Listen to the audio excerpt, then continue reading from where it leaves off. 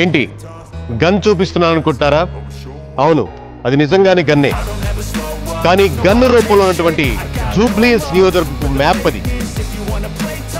ఈ గన్ను త్వరలో పేలబోతుంది.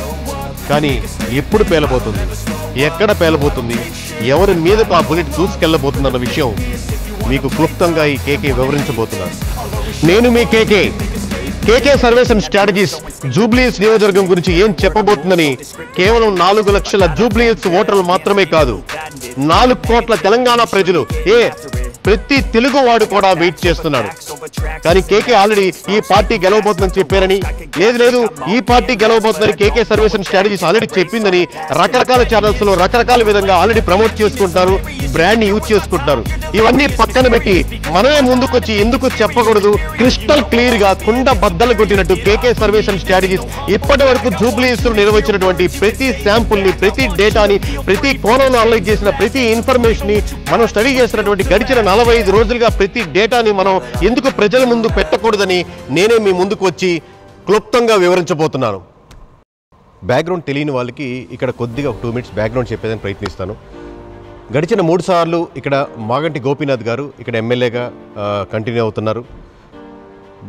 లాస్ట్ ఒక 5-6 నెలల క్రితం ఆయన మరణించడంతో ఇక్కడ బై ఎలక్షన్స్ రావడం జరిగింది. అలాగే లాస్ట్ టైము అజారుద్దీన్ గారు కంటెస్ట్ చేశారు కాంగ్రెస్ నుంచి. దాని ముందర 2 సార్లు నవీన్ యాదవ్ గారు కంటెస్ట్ చేసి ఓడిపోవడం జరిగింది. అలాగే గడిచిన 2 సార్లు బీజేపీ నుంచి మనకు దీపక్ రెడ్డి గారు ఇక్కడ కంటెస్ట్ చేశారు. ఇక్కడ క్యాండిడేట్స్ అనౌన్స్మెంట్ సెంట్రల్ పార్టీస్లో ఉన్న డిలే వాళ్ళకి నెగిటివిటీ అవుతుంటుంది.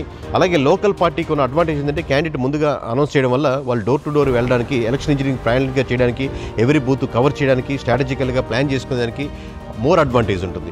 సో అలాగే ఇక్కడ ముస్లిం ఓట్ బ్యాంకింగ్ ప్రధానంగా జూబ్లీహిల్స్ నియోజకవర్గంలో మోర్ దెన్ 1,00,000 ఓట్లు ఉంటాయి. కాబట్టి మైనారిటీ ఓట్ బ్యాంక్ ఎటో షిఫ్ట్ చేసుకుంటున్నారు, ఎవరు షిఫ్ట్ చేసుకుంటున్నారు, దానికి ఎటువంటి స్ట్రాటజీస్ ప్లాన్ చేసుకుంటున్నారు, ఎక్కడెక్కడ టార్గెట్ చేస్తున్నారు అనేది ప్రధానంగా ఓట్ బ్యాంకింగ్ షిఫ్ట్ అయ్యేదానికి ప్రధాన భూమిక పోషిస్తుంది.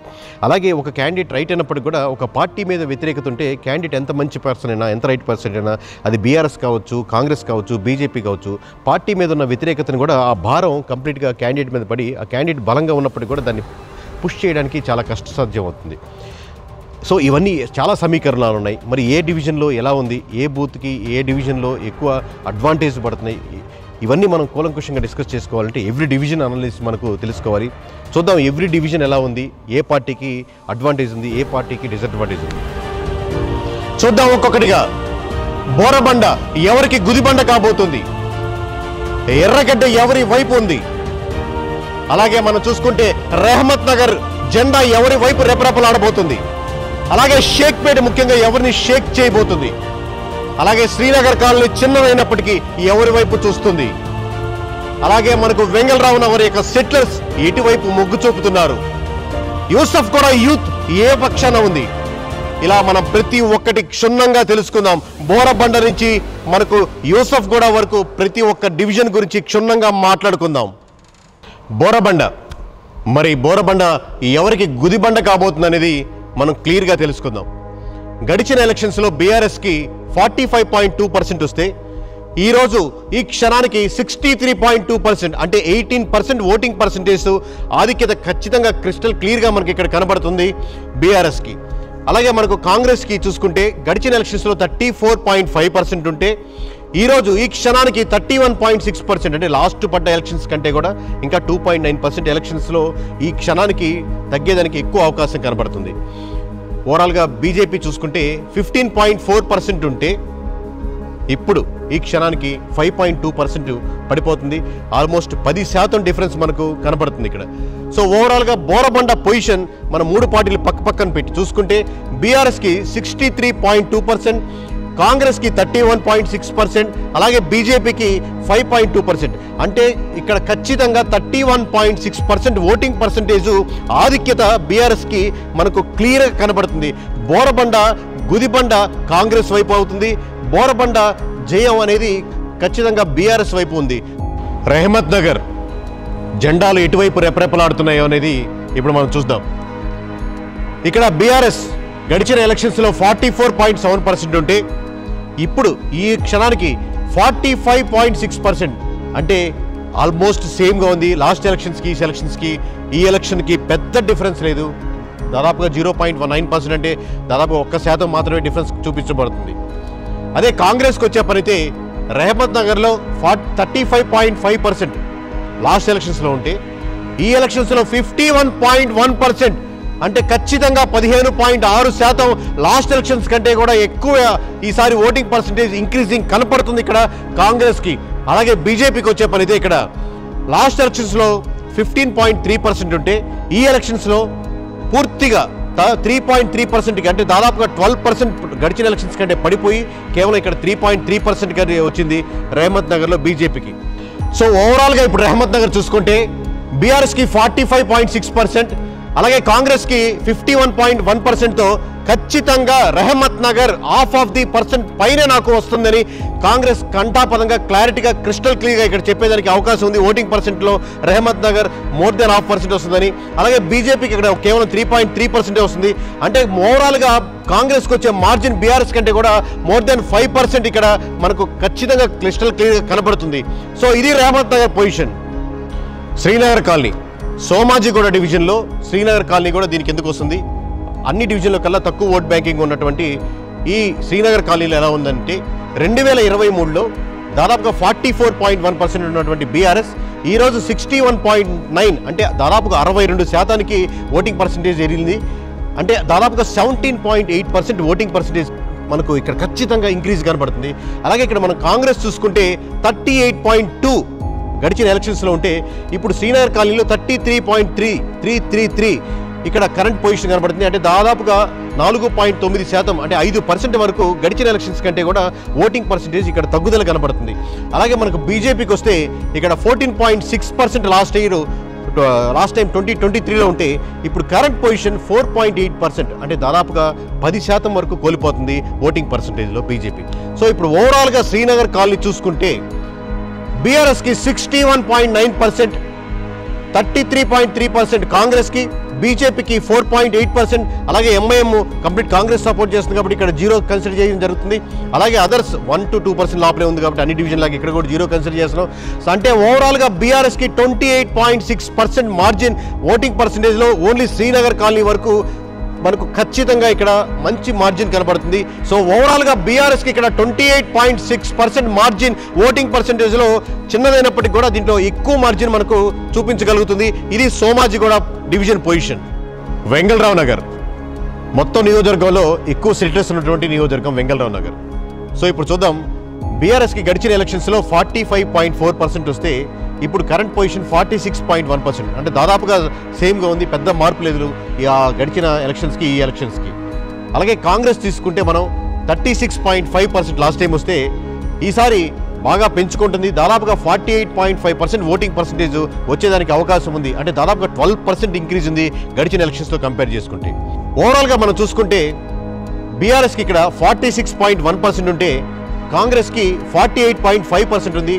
అలాగే బీజేపీకి ఇక్కడ 5.5% ఉంది. సో ఇక్కడ ఖచ్చితంగా దాదాపుగా 2% ఓట్ బ్యాంకింగ్ మార్జిన్తో అడ్వాంటేజ్తో కాంగ్రెస్ ముందంజలో ఉంది. ఓవరాల్గా వెంగళరావు నగర్ సెటిల్స్ ఎక్కువగా ఉన్నటువంటి డివిజన్ ఇది మొత్తం నియోజకవర్గంలో. సో వెంగళరావు నగర్లో మనకు ఖచ్చితంగా 48.5%తో ఇప్పటికైతే కాంగ్రెస్ అడ్వాంటేజ్లో ముందంజలో ఉందని మనం ఖచ్చితంగా చెప్పుకోవచ్చు. ఇప్పుడు మనం చూద్దాం ఎర్రగడ్డ ఎవరి వైపు ఉందనేది క్రిస్టల్ క్లియర్గా మనం 1 by 1 తెలుసుకుందాం.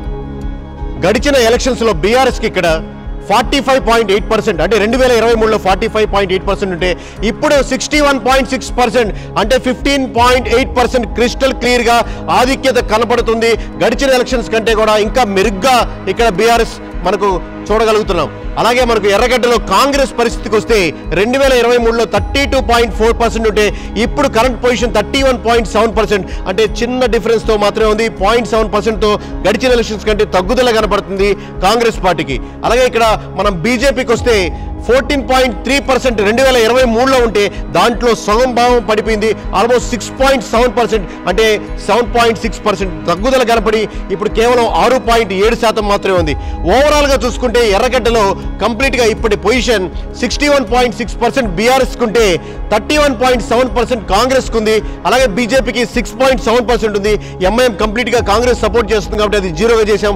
అలాగే అదర్స్కి ఇక్కడ చాలా తక్కువ, అంటే 2 నుంచి 1 లోపల వస్తుంది. ఎక్కువ మంది కంటెస్ట్ చేస్తున్నప్పటికీ దాన్ని మనం కన్సిడర్ చేయట్లేదు, తక్కువ శాతం ఉంది కాబట్టి. సో ఓవరాల్గా ఇక్కడ చూసుకుంటే 29.9% బీఆర్ఎస్కి క్రిస్టల్ క్లియర్గా ఇక్కడ మంచి మార్జిన్ కనపడుతుంది. ఈ ఎర్రగడ్డలో ఎవరి వైపు అనేది ఒకవైపే ఉన్నట్టు క్రిస్టల్ క్లియర్గా మనకు 61.6%తో బీఆర్ఎస్ క్రిస్టల్ క్లియర్గా మార్జిన్తో, మంచి మార్జిన్తో ముందుకెళ్తుంది. చూద్దాం షేక్పేట్ వైపు. షేక్పేట్ మరి ఈసారి ఎవరిని షేక్ చేయబోతుందో మనం తెలుసుకుందాం. గడిచిన ఎలక్షన్స్లో 2023లో బీఆర్ఎస్కి 33.6% ఉంటే ఇప్పటి కరెంట్ పొజిషన్ 60.1%, 26.5% ఆధిక్యత మనకు ఖచ్చితంగా ఇక్కడ కనబడుతుంది. ఇది చాలా అనూహ్య పరిణామం, ఎందుకంటే షేక్పేట్లో ఈ విధంగా రావడం అనేది మొట్టమొదటిసారి రాబోతుంది. అలాగే కాంగ్రెస్కి 2023లో 37.1% ఉంటే ఈసారి కరెంట్ పొజిషన్ 33% ఉంది. ఇక్కడ ఖచ్చితంగా నేను ఒక విషయం ఎక్స్ప్లెయిన్ చేయాలి. 45 డేస్ బ్యాక్ మేము ఇక్కడ మొదలుపెట్టినప్పుడు డేటాను అనలైజ్ చేస్తున్నప్పుడు, ప్రీవియస్ డేటా మేము అబ్జర్వ్ చేసినప్పుడు ఖచ్చితంగా షేక్పేట్ బీఆర్ఎస్ కంటే ముందంజలో ఉంటుంది అన్న ఆలోచనతో, అన్న దృక్పథంతో మొదలుపెట్టాం. ఇంకొకటి ఏంటంటే ఎంఐఎం కూడా కంప్లీట్గా సపోర్ట్ చేస్తుంది కాబట్టి ఖచ్చితంగా షేక్పేట్ మటుకు బీఆర్ఎస్ కంటే చాలా ఎక్కువ లీడ్లో ఉంటుంది అనుకున్నాం. బట్ ఓవరాల్గా డేటా ఎవ్రీడే అబ్జర్వ్ చేస్తున్నప్పుడు, మీకు ఓవరాల్ కన్సాలిడేట్ చేసినప్పుడు 2023తో పోల్చినప్పటికీ 33% ఈరోజు పొజిషన్ ఉందంటే, అంటే దాదాపుగా 4.1% ఇంకా తగ్గుదల కనబడుతుంది. ఏది ఈవెన్ ఎంఐఎం సపోర్ట్ చేస్తున్నప్పటికీ కూడా. సో కంప్లీట్గా ఆ ఓట్ బ్యాంకింగ్ ఏదైతే ఉందో సపోర్ట్ చేస్తున్నప్పుడు కూడా అది బీఆర్ఎస్గా కన్వర్ట్ చేసుకుంటుంది అని మనకు క్లారిటీగా ఇక్కడ కనబడుతుంది. అలాగే మనం చూసుకుందాం బీజేపీ వైపు. బీజేపీ 2023లో 15.9% ఇక్కడ కనపడుతున్నాయి. కరెంట్ పొజిషన్ 6.9%, అంటే దాదాపుగా పోయినసారి పడ్డ దాంట్లో సగం భాగం ఓట్ బ్యాంకింగ్ ఇక్కడ కోల్పోతుంది. 9% ఓట్ బ్యాంకింగ్ ఇక్కడ కోల్పోయి అది కేవలం ఇప్పుడు 6.9% ఉంది. సో ఓవరాల్గా షేక్పేట్ మనం చూసుకుంటే బీఆర్ఎస్ కంప్లీట్గా ఇక్కడ మెజారిటీ చూపిస్తుంది. 60.1%తో 60.1%తో మెజారిటీ చూపిస్తుంది. అలాగే కాంగ్రెస్ కేవలం ఇక్కడ 33%తో ఆగిపోతుంది. అలాగే బీజేపీ ఇక్కడ 6.9%తో ఉంది. అలాగే ఇక్కడ ఎంఐఎం కంప్లీట్గా కాంగ్రెస్ సపోర్ట్ చేస్తుంది కాబట్టి అది కన్సిడర్ చేయట్లేదు. అలాగే అదర్స్కి ఇక్కడ 1 to 2% మాత్రం లోపలే ఉంటుంది కాబట్టి అది కూడా మనం కన్సిడర్ చేయట్లేదు. సో ఓవరాల్గా చూసుకుంటే ఇది షేక్పేట్ 27.1%తో బీఆర్ఎస్ క్రిస్టల్ క్లియర్ మార్జిన్ కనబడుతుంది. 60.1%తో షేక్పేట్ని షేక్ చేస్తుంది. యూసఫ్గూడలో యూత్ ఎక్కువ ఉంటారు. సో మొత్తం యూసఫ్గూడ ఎటువైపు మలుతుందో మనం చూద్దాం. గడిచిన ఎలక్షన్స్లో 2023లో 46% యూసఫ్గూడలో ఓటింగ్ పర్సెంటేజ్ ఉంటే కేవలం 1% పెంచుకొని ఇప్పుడు దాదాపుగా 47.1% మాత్రమే బీఆర్ఎస్ ఇక్కడ ఓటింగ్ పర్సెంటేజ్ పెంచుకోగలుగుతుంది. అలాగే మనం కాంగ్రెస్ చూసుకోగలిగితే 2023లో 35.7% ఉంటే ఇప్పుడు దాదాపుగా 45.5%, అంటే 9.8%, అంటే ఓవరాల్గా చూసుకుంటే 10% ఎక్కువ లాస్ట్ ఎలక్షన్స్ కంటే ఈసారి యూసఫ్గూడలో మనకు కనపడుతుంది. అంటే యూసఫ్గూడలో కొంచెం కాంగ్రెస్ వైపు ఎక్కువ మలుతున్నారని, ఆలోచిస్తున్నారని, చూస్తున్నారని మనకు తెలియపరుస్తున్నారు. అలాగే మనకు బీజేపీ చూసుకుంటే 2023లో 14.2%, దాదాపు 15% వరకు ఉన్నది సగం పడిపోయి దాదాపుగా 7% వరకు పడిపోయింది. అంటే కరెంట్ పొజిషన్స్ ఓన్లీ 7.4 దగ్గర ఆగింది బీజేపీకి ఇక్కడ. ఇప్పుడు ఓవరాల్గా యూసఫ్గూడ చూసుకుంటే కరెంట్ పొజిషన్ 47%తో బీఆర్ఎస్ ఉంటే 45.5%తో కాంగ్రెస్ ఉంటే 7.4%తో బీజేపీ ఉంది. ఇక్కడ ఎంఐఎం కాంగ్రెస్ సపోర్ట్ చేస్తుంది కాబట్టి అన్ని డివిజన్ లాగా ఇక్కడ మనం కన్సిడర్ చేయట్లేదు. అలాగే అదర్స్ కూడా 1 or 2% లోపలే ఉంటుంది కాబట్టి యథావిధంగా మనం కన్సిడర్ చేయట్లేదు. కానీ ఓవరాల్గా చూసుకుంటే నువ్వా నేనా పోటీగా ఉంది ఇక్కడ. కేవలం ఈ రోజు ఈ క్షణానికి 1.6% బీఆర్ఎస్ మార్జిన్తో ఉన్నప్పటికీ అది 1% అటు ఇటుగా మారచ్చు. సో మొత్తం యూసఫ్గూడ మటుకు ప్రతిరోజు 1% పైకి కిందగా మనకు ఎవ్రీడే డేటా మారుతుంది. యూసఫ్గూడ మటుకు నువ్వా నేనా అన్నట్టుగా ఉంది BRS versus Congress position. So ఇప్పటి వరకు ఇది అండి, 7 డివిజన్లు చూసాం. 7 డివిజన్లో గడిచిన ఓట్ బ్యాంకింగ్ ఎలా ఉంది, ఈరోజు ఈ క్షణానికి ఇప్పటి వరకు ఎలా ఉంది ఓట్ బ్యాంకింగ్ అనేది మీకు క్షుణ్ణంగా ఎక్స్ప్లెయిన్ చేయడం జరిగింది. ఇది ఒక్కరోజు 2 రోజులు చేసింది కాదు, గడిచిన 45 రోజులుగా మేము ఎవ్రీ డివిజన్లో క్రిస్టల్ క్లియర్గా అబ్జర్వ్ చేస్తూ క్షుణ్ణంగా ప్రతి క్యాస్ట్ని, ప్రతి కమ్యూనిటీని, ప్రతి వర్గాన్ని టచ్ చేస్తూ దాన్ని మనం శాంప్లింగ్ విధానంలో చూస్తూ అబ్జర్వ్ చేస్తూ ఉన్న మీ డేటా. ఎందుకు మరి కొన్ని డివిజన్స్లో మీకు చాలా డిఫరెన్స్ కనపడుతుంది అనేది మీకు ఒక డౌట్. రెండవది, ఎంఐఎం కంప్లీట్గా కాంగ్రెస్ సపోర్ట్ చేస్తుంది కదా, అంటే కంప్లీట్గా ముస్లిం ఓట్ బ్యాంకింగ్ కంప్లీట్గా టర్న్ అవ్వట్లేదా? ఇలా ఎన్నో డౌట్స్ మీకు చూడంగానే మీకు రావచ్చు. లేదా మాగంటి సునీత గారిని చూసి ఓట్లు పడుతున్నాయా కొన్ని డివిజన్లో, లేదా నవీన్ యాదవ్ గారిని చూసి ఓట్లు పడుతున్నాయా కొన్ని డివిజన్లో అనేది ఉంటాయి. ఓవరాల్గా చూస్తుంటే ఒక్కొక్క డివిజన్కి ఒక్కొక్క కథ, ఒక్కొక్క హిస్టరీ ఉంది. ఓవరాల్గా ఎంఐఎం కంప్లీట్గా కాంగ్రెస్ సపోర్ట్ చేస్తున్నప్పటికీ కూడా ఓవరాల్గా ముస్లిమ్స్ అంటే మైనారిటీ వర్గంలో ఇక్కడ ప్రధానంగా మోర్ దాన్ 1,00,000 ఓట్లు ఉన్నటువంటి ముస్లిమ్స్ వర్గాల్లో ఎక్కువ శాతం బీఆర్ఎస్కి షిఫ్ట్ అవుతున్నారు. మోర్ దెన్ 50% అనేది మీకు డీటెయిల్స్కి చూపిస్తాం ఎంత పర్సెంట్ అనేది. బట్ ఓవరాల్గా మోర్ దెన్ 50% బీఆర్ఎస్కి షిఫ్ట్ అవుతున్నారు. అంటే ఇంతకుముందు కాంగ్రెస్కో లేదా ఎంఐఎంకో స్ట్రాంగ్గా నిలబడ్డ కమ్యూనిటీస్కు ఒకటి షిఫ్ట్ అవడం ఒకటి కారణం. రెండవది కొన్ని డివిజన్స్లో ఖచ్చితంగా కాంగ్రెస్ ఎందుకు బలంగా కనపడుతుందంటే, ఫర్ ఎగ్జాంపుల్ మీకు రెహమత్ నగర్ కానీ యూసఫ్ గూడ కానీ స్ట్రాంగ్గా హోల్డ్ చేసుకోగలుగుతుంది. దానికంటే ఇంతకుముందు కంటే ముందుకు వెళ్ళగలుగుతుంది. అక్కడ ఉన్నటువంటి క్యాండిడేట్స్ సపోర్ట్ చేయడం కానీ, కార్పొరేటర్స్ కానీ సపోర్ట్ చేయడము, లేదా క్యాండిడేట్ నవీన్ యాదవ్ గారికి కంప్లీట్గా అక్కడ పట్టు సాధించడము, లేక అక్కడ ఉన్నటువంటి యూత్ నవీన్ యాదవ్ గారికి సపోర్ట్ చేయడము, లేదా కాంగ్రెస్కి అక్కడ మద్దతు పెరగడము, ఇలా ఒక్కొక్క డివిజన్లో ఉంది. అలాగే కొన్ని డివిజన్స్లో కంప్లీట్గా మనకు బీఆర్ఎస్ ముందుండడానికి పలు కారణాలు ఉన్నాయి. ఇందాక చెప్పినట్టు షేక్పేట్ ఫర్ ఎగ్జాంపుల్ తీసుకుంటే ముస్లిమ్స్ ఎక్కువగా షేక్పేట్లో కన్వర్ట్ అవడానికి బీఆర్ఎస్ ముందంజలో ఉండడానికి ఎక్కువ దోహదపడుతుంది. ఈ విధంగా ఒక్కొక్క డివిజన్లో ఒక్కొక్క కారణాలుగా డిఫరెంట్గా ఉంటున్నాయి. అలాగే సెటిలర్స్లో చూసుకుంటే ఇంకా మిక్స్డ్ ఒపీనియన్స్ ఉండడం వల్ల ఇంకొద్దిగా అక్కడ ముందుకి వెనక్కి ఉంది డేటా. సో ఒక్కొక్క డివిజన్కి ఒక్కొక్క కారణాలు ఉన్నాయి. కానీ ఓవరాల్గా చూసుకుంటే అలాగే at the same time Gopinath గారు 3 సార్లు ఇక్కడ కంటిన్యూస్గా గెలవడంతో చాలామందితో పర్సనల్గా ఉన్న ర్యాపో కానీ, ఇంకోటి కంపారిటివ్లీ కాంగ్రెస్ క్యాండిడేట్తో పోలిస్తే 1 మంత్ ముందే ఇక్కడ ప్రచారంలో ముందుకెళ్ళడం, ఇక్కడ కాంగ్రెస్ చేసిన మిస్టేక్ ఏముందో నవీన్ యాదవ్ గారు రైట్ పర్సన్ అప్పటికి కూడా డిలే చేయడం వల్ల చాలా ఓట్ బ్యాంకింగ్ కోల్పోయింది. అలాగే కాంగ్రెస్ ఇవ్వని పథకాలు కోల్పోయినటువంటి ఓట్ బ్యాంకింగ్ కంప్లీట్గా బీఆర్ఎస్కి టర్న్ అవుతుంది. మీకు లాస్ట్ ఎలక్షన్స్ చూసుకుంటే 2023లో ఖచ్చితంగా రేవంత్ రెడ్డి గారి గెలుపా లేదా కాంగ్రెస్ గెలుపా అంటే లేదు, ఖచ్చితంగా అది బీఆర్ఎస్ ఫెయిల్యూర్ అని చెప్పొచ్చు. ఎందుకంటే బీఆర్ఎస్ నుంచి షిఫ్ట్ అయిన ఓట్ బ్యాంకింగ్ మాత్రమే కాంగ్రెస్ విజయానికి దోహదపడింది.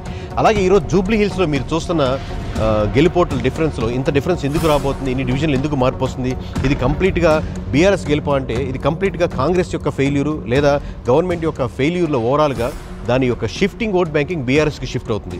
ఇలా ఒక్కొక్క డివిజన్కి ఒక్కొక్క స్టోరీ ఉంది, ఒక్కొక్క రీజన్స్ ఉన్నాయి, ఒక్కొక్క క్యాస్ట్కి ఒక్కొక్క రిలీజన్కి వెనకాల ఒక్కొక్క స్టోరీ ఉన్నాయి.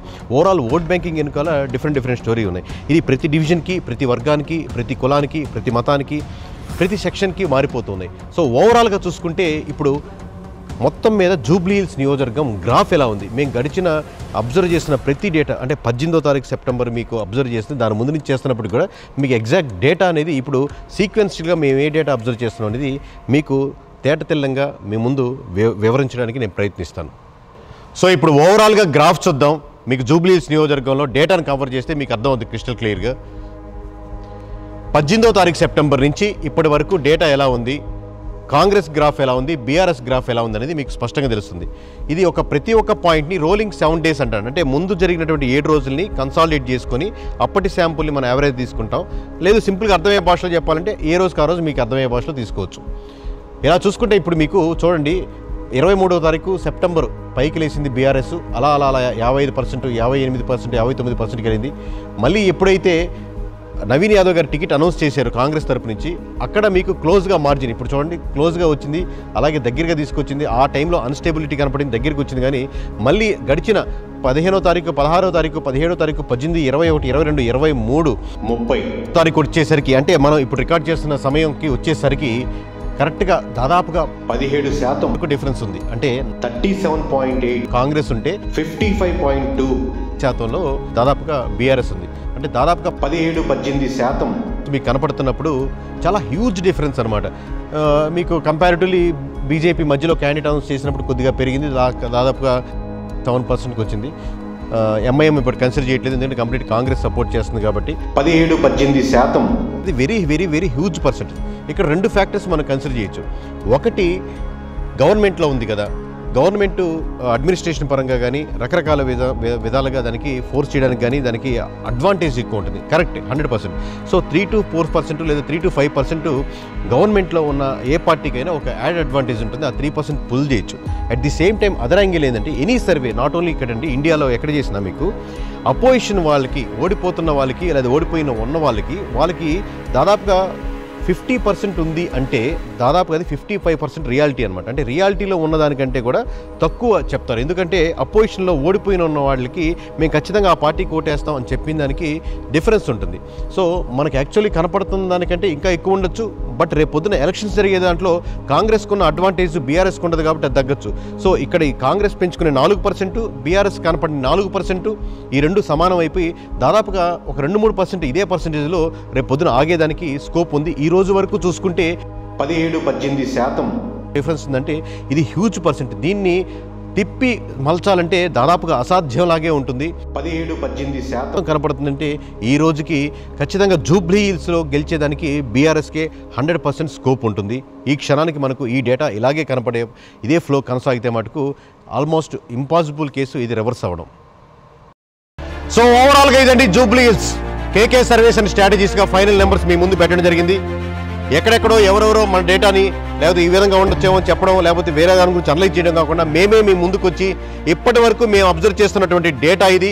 సో కంప్లీట్గా ఇప్పుడు 12-13% క్రిస్టల్ క్లియర్గా మనకు క్లారిటీగా స్పష్టంగా బీఆర్ఎస్కి మెజార్. హిట్ టీవీ యాప్, ఇందులో short news, live news, entertainment shows, movies, digital magazines తో పాటు మీ జిల్లా వార్తలను కూడా ఫ్రీగా చూడొచ్చు. ఇంకెందుకు ఆలస్యం, వెంటనే హిట్ టీవీ యాప్ ని డౌన్లోడ్ చేసుకుని ఫ్రీగా ఎంటర్టైన్మెంట్ పొందండి. Hit TV app. Hit TV app. Please download hit TV app. Hit TV app ని ఫ్రీగా డౌన్లోడ్ చేసుకుని ఎంజాయ్ చేయండి. మీకు నచ్చిన ఎంటర్టైన్మెంట్ కోసం హిట్ టీవీ యాప్ ని ఫ్రీగా డౌన్లోడ్ చేసుకుని ఎంజాయ్ చేయండి. హిట్ టీవీ యాప్ ని డౌన్లోడ్ చేసుకుని ఆస్వాదించండి, ఆశీర్వదించండి. ఇంతమంది సెలబ్రిటీలు హిట్ టీవీ యాప్ ని డౌన్లోడ్ చేసుకోండి అని చెప్తున్నారంటే ఎంత మంచి యాప్ ఆలోచించండి. అమెరికా అమెరికా అమెరికా అమెరికాలో చదవాలనుకునే వాళ్ళకి విశ్వసనీయమైన పేరు మన శౌర్య కన్సల్టెన్సీ. UK లో 1 year masters, UK లో 1 year masters, 2 years work permit up to 5 years visa. Contact Saurya Consultancy. Contact 89851 89851.